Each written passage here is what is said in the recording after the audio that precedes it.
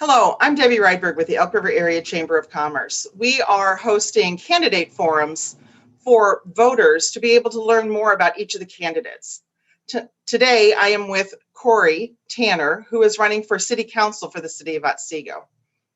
And I appreciate him being able to be here. The Elk River Area Chamber of Commerce does not assume any party affiliation, nor do we endorse any candidates. We are hosting this forum to provide information about the candidates, all of the candidates, to the general public. Thank you, Corey, for being here. We're going to get started with our questions now. Well, first, I want you to kind of introduce yourself to the audience and let them know a little bit about you. Thanks, Debbie, and thanks for having me and my fellow opponents for City Council. It's an important election year, and we have a lot of candidates, and I think it's good to get the word out there about what's going on and see what everybody stands for. My wife and I and 3 kids have lived in Otsego now for 14 years. We lived on the west side of the city for our first 3 or 4, and then we moved over to the Pheasant Ridge area in 2010. Our kids have been really active in sports, the soccer programs, dance. I work at Great River Energy. I've been there 17 years now. Work in the engineering department, designing power lines. And I joined the city back in 2013 on the Park and Rec Commission, and I was on that for 3 years, and then I was elected to City Council in 2016. In addition to that, I was appointed to the Wright County Task Force to look into an economic development authority for the county. And I've loved this so much, being a part of the city and the history of it, that I went back to school. So I'm attending Liberty University for public administration and business administration right now. So got my hands full, but I'm excited and I want to keep going and be a part of this. So. Thank you.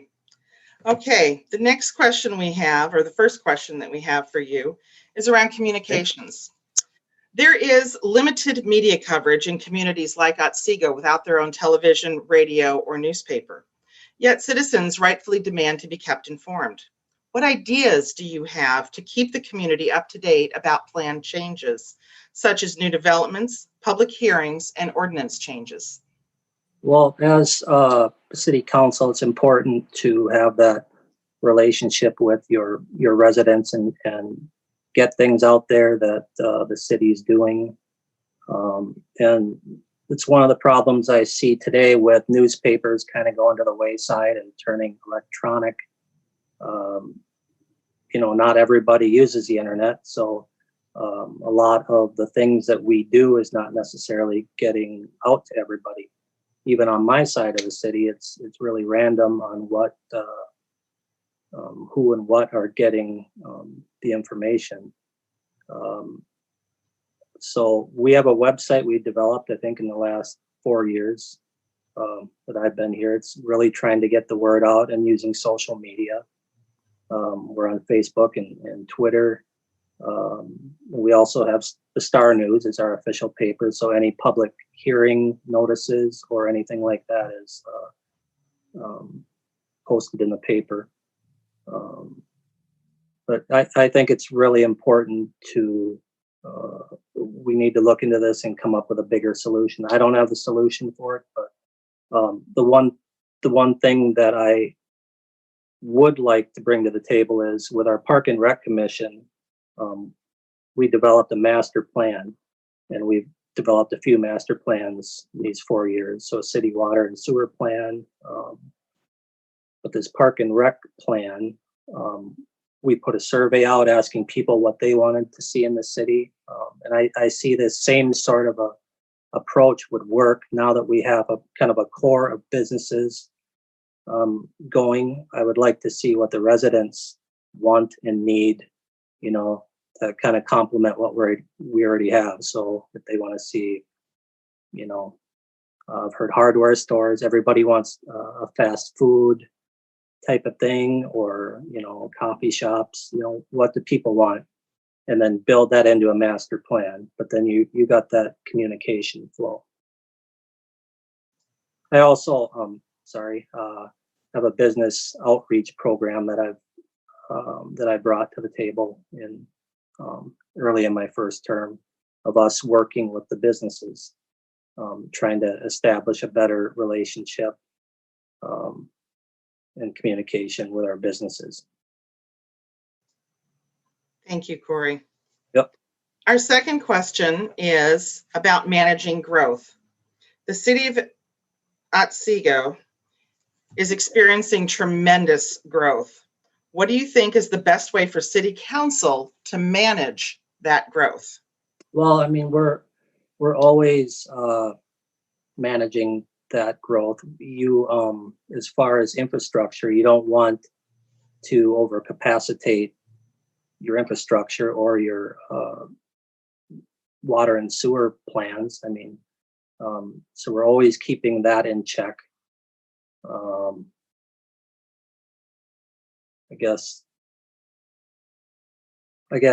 We're doing a good job at it right now. I don't, we definitely have to add in some commercial here in retail.